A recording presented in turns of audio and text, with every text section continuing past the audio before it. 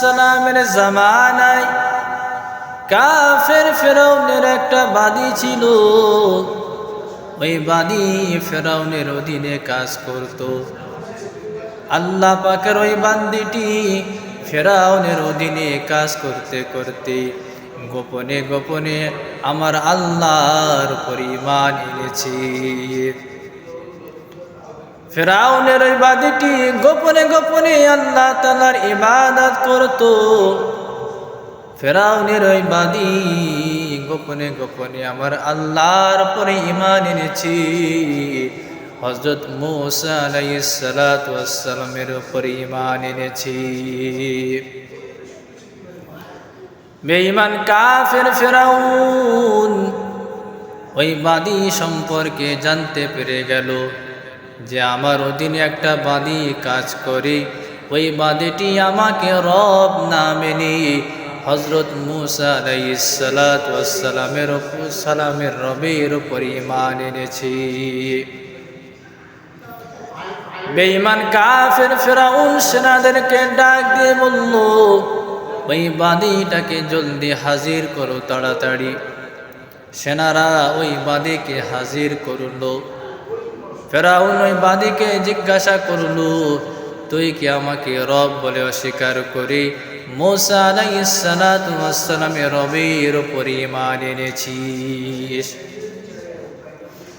আল্লাহ পাকের ওই বান্দিটি ভয় না করে হযরত মূসা আলাইহিস সালাতু ওয়াস সালামের রবের উপর ঈমান এনেছি। ওই বান্দিটি ভয় না করে বলল, আমি হযরত মূসা আলাইহিস সালামের রবের উপর ঈমান এনেছি। আমি আল্লাহর উপরে বিশ্বাস করেছি। আমি এক আল্লাহকে ছাড়া দ্বিতীয় কোন রব বলে মানি না।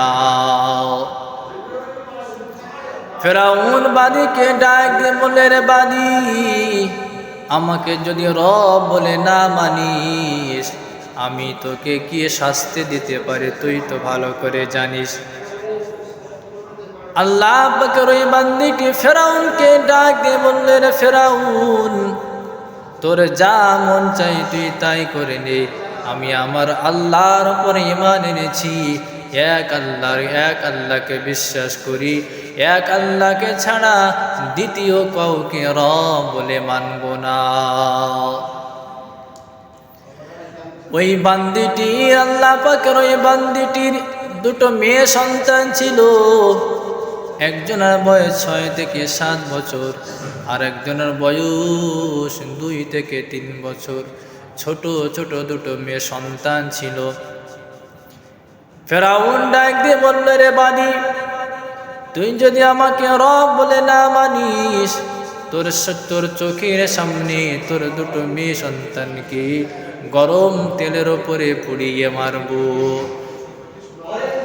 ফেরাউনের বাদীটি ডাক দিয়ে বলে, এ ফেরাউন, আল্লাহ পাক আমাকে দুটো সন্তান দিয়েছে। যদি আমাকে এর চেয়েও বেশি সন্তান দিত আমি আল্লাহর জন্য সব সন্তানকে কুরবান করে দিতাম। ফেরাউন সৈন্যদেরকে ডাক দিয়ে বলল, ও সৈন্যরা, তোমরা আগুন জ্বালাও, আগুনের উপরে কড়া বসাও, তেল ঢেলে দাও। তেল গরম হয়ে টকবক টকবক করে গরম হয়ে ফুটছে। ফেরাউন ওই বাদীর একজন প্রথম মেয়েটাকে নিয়ে টানতে টানতে ওই গরম চুলার কাছে নিয়ে যায়। মায়ের বুকটা ফেটে যায়, মায়ের চোখ থেকে অশ্রু ঝরছে। মা চোখ বন্ধ করে আল্লাহ রাব্বুল আলামিনের কাছে আরজ করে, ও দয়ার মালিক, আমার চোখের সামনে মেয়েটাকে জ্বলিয়ে পুড়িয়ে মারবি, তুমি আমাকে সবর দান করো। প্রথম মেয়েটাকে টানতে টানতে নিয়ে যায়। মেয়ে আওয়াজ দিয়ে চিৎকার করতে থাকে, মা মা বলে ডাকতে থাকে। ফেরাউন ওই মায়ের সামনে তার প্রথম মেয়েটাকে গরম তেলের উপরে ফেলে দেয়। সঙ্গে সঙ্গে প্রথম মেয়েটা জ্বলে পড়ে ছারখার হয়ে গিয়ে ভোনা হয়ে যায়। সঙ্গে সঙ্গে আল্লাহ রাব্বুল আলামিন তার মায়ের চোখের পর্দা সরিয়ে দিল।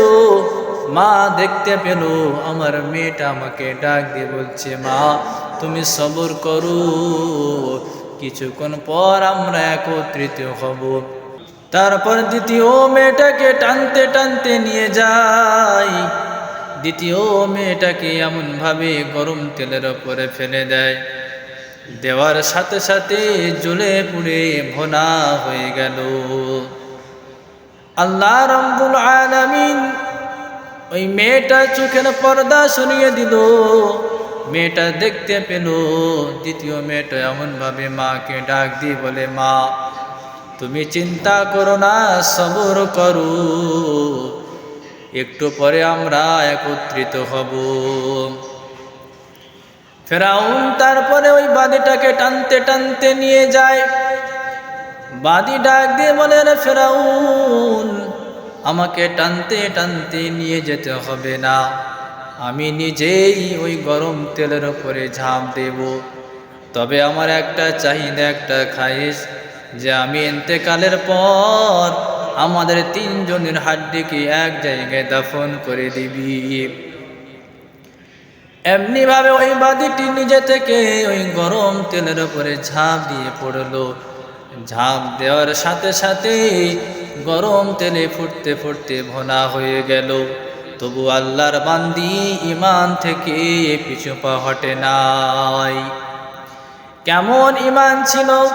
নিজের চোখের সামনে দুটো সন্তানকে গরম তেলের উপরে ফেলে দিল, নিজেও নিজের জানও দিয়ে দিল, কিন্তু ঈমান থেকে এক পাও হটে নাই।